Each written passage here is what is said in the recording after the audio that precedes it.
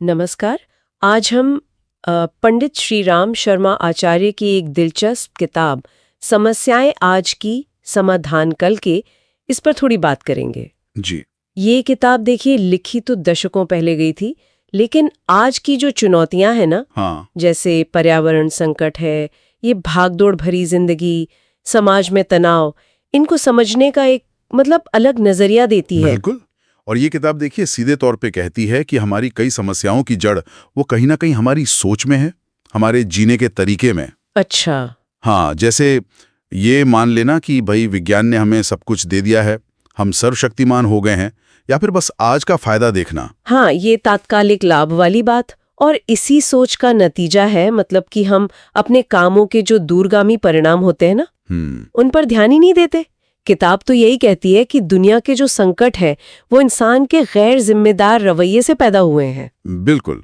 जैसे फिजूल खर्ची है, दिखावे की होड़ है, इसने हमारी जो आर्थिक व्यवस्था है ना, उस पर काफी बोझ डाला है। सही बात है। और साथ ही वो जनसंख्या वाली बात भी है, उसका अनियंत्रित बढ़ना भी एक बहुत बड़ी चुनौती है। हाँ, वो भी है। लेखक बताते हैं कि कैसे हजारों साल पहले दुनिया की आबादी कुछ करोड़ थी और अब अरबों में है। प्रकृति पर कितना दबाव है। ये सादा जीवन उच्च विचार वाले सिद्धांत से तो एकदम उल्टा है। इसी सोच से जुड़ा एक और दिलचस्प पॉइंट है इसमें, शिक्षा और विद्या का फर्क। हाँ, ये बहुत महत्वपूर्ण है। किताब कहती है कि आजकल की जो पढ़ाई लिखाई है, जिसे हम शिक्षा कहते हैं, वो अक्सर हमें नौकरी के लिए तो तैयार कर देती है, पर जिंदगी जीने का जो सलीका है, असली समझ, विद्या, वो नहीं सिखा पाती कई बार। बहुत सही कहा आपने। शिक्षा ज्यादातर जानकारी देती है ना। हाँ। जबकि विद्या जो है वो समझ विकसित करती है, चरित्र बनाती है, अच्छे गुण लाती है। किताब में एक बड़ा तीखा शब्द इस्तेमाल हुआ है, ब्रह्म राक्षस। अच्छा। हाँ, ऐसा पढ़ा लिखा व्यक्ति जिसमें विवेक न हो, जो समाज के लिए खतरनाक भी हो सकता है, ज्ञान के बिना शिक्षा। और इसको समझाने के लिए वो राजकुमारी और दासी वाली कहानी भी है। जी बिल्कुल। जिसमें दासी राजकुमारी बन जाती है। हाँ, राजकुमारी के कपड़े पहन लेती है, ये दिखाने के लिए कि कैसे बाहरी जानकारी यानी शिक्षा वो असली समझ यानी विद्या को ढक लेती है। बिल्कुल। और ये समझ सिर्फ बाहरी दुनिया के बारे में नहीं है, ये खुद के बारे में भी है। किताब मानती है कि इंसान सिर्फ ये जो दिखने वाला शरीर है वही नहीं है। अच्छा। हाँ, उसके अंदर एक अनदेखी शक्ति भी है, एक सूक्ष्म पहलू है जिसे एस्ट्रल बॉडी जैसा कुछ कह सकते हैं। हम अक्सर खुद को बस ये शरीर मान लेते हैं और अपनी असली ताकत भूल जाते हैं। तो हमारी सोच ही हमारी दुनिया बना देती है। जैसे वो स्वर्ग और नर्क वाली बात, वो भी बस हमारे नजरिए का खेल है। हाँ, कुछ ऐसा ही। किताब के मुताबिक देखिए, चीजें अपने आप में अच्छी या बुरी नहीं होती। उनका इस्तेमाल तय करता है कि वो पुण्य है या पाप। इसलिए असली बदलाव जो है वो बाहर की दुनिया को बदलने से उतना नहीं आएगा जितना अपनी सोच बदलने से। जी, अपना नजरिया बदलने से आएगा। अपना दृष्टिकोण बदलने में है समाधान। तो फिर समाधान है क्या? क्या सिर्फ सोच बदलने से सब ठीक हो जाएगा? ये थोड़ा नहीं, सोच बदलना पहला कदम है, पर अकेला नहीं। किताब कहती है सादा जीवन, उच्च विचार अपनाओ, फिजूल खर्ची रोको। व्यक्तिगत और सामूहिक दोनों स्तरों पर बदलाव लाने की बात है।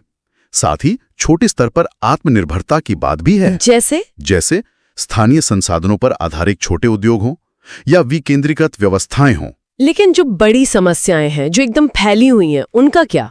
हाँ, उसके लिए किताब कहती है कि हमें रानी मधुमक्खी को पहचानना होगा। रानी मधुमक्खी मतलब वो मूल समस्या, वो जड़ जो बाकी सभी दिक्कतों को पैदा कर रही है।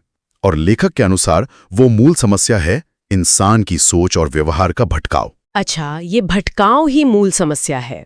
तो फिर इस भटकाव को दूर कैसे किया जाए? देखिए, किताब एक बड़े बदलाव की उम्मीद जताती है, एक तरह की जागृति, एक अवेकनिंग। जागृति? हाँ, जो एक बेहतर दुनिया लाएगी, एक नया युग, जिसे न्यू वर्ल्ड ऑर्डर या सतयुग कहा गया है। लेकिन ये बदलाव किसी बाहरी सुधार से नहीं आएगा। तो फिर ये आएगा इंसान के अपने विचारों में, उसके चरित्र में, उसके व्यवहार में गहरे बदलाव से, अंदर से आएगा। इसमें वो कुछ मार्गदर्शकों, गॉडमैन का भी जिक्र था शायद, और कोई अनदेखी दिव्य ऊर्जा। हाँ, किताब का ये मानना है कि कुछ मार्गदर्शक होंगे जो इस बदलाव में मदद करेंगे, और एक उच्चतर शक्ति है, एक अदृश्य ऊर्जा क्षेत्र, इनविजिबल एनर्जी फील्ड, जो इस पूरी प्रक्रिया को बल देगी, लोगों की चेतना को जगाएगी।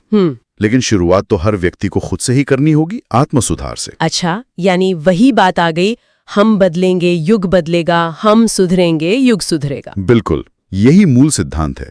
व्यक्तिगत जिम्मेदारी पर बहुत जोर है। सही है। जब व्यक्ति खुद को सुधारेगा तो समाज बदलेगा और फिर दुनिया अपने आप बेहतर होगी।